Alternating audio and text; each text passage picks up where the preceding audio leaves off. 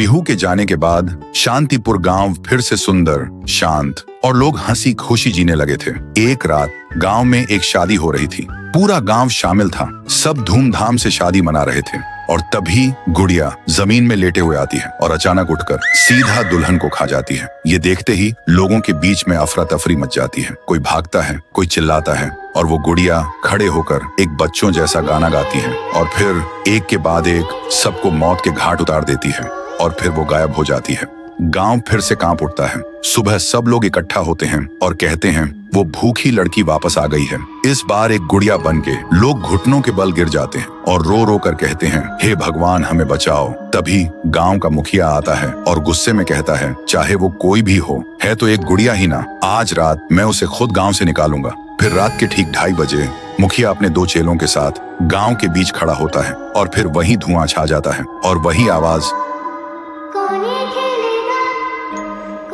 वो गुड़िया धुएं से निकलती है और सीधा मुखिया के पास चल के आती है। मुखिया कहता है, निकल जा मेरे गांव से, नहीं तो तुझे यहीं बिखरा दूंगा। गुड़िया हंसती है और कहती है, तेरे से पहले भी किसी ने ये सोचा था। और उसी पल वो गुड़िया बड़ी होने लगती है और अपनी पैर से तीनों को कुचल के मार डालती है।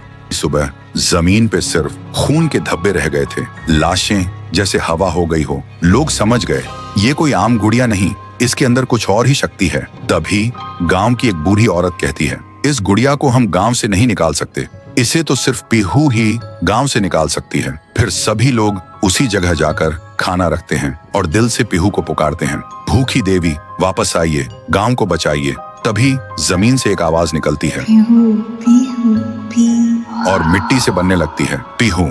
लोग चिल्लाकर कहते हैं, देवी हमें बचा लो। फिर रात होती है। वो गुड़िया गाना गाते हुए आती है, लेकिन अचानक पीहू उसके सामने आ जाती है। गुड़िया रुक जाती है। पीहू उसे पकड़ने जा रही होती है, लेकिन गुड़िया हवा में उड़ जाती है।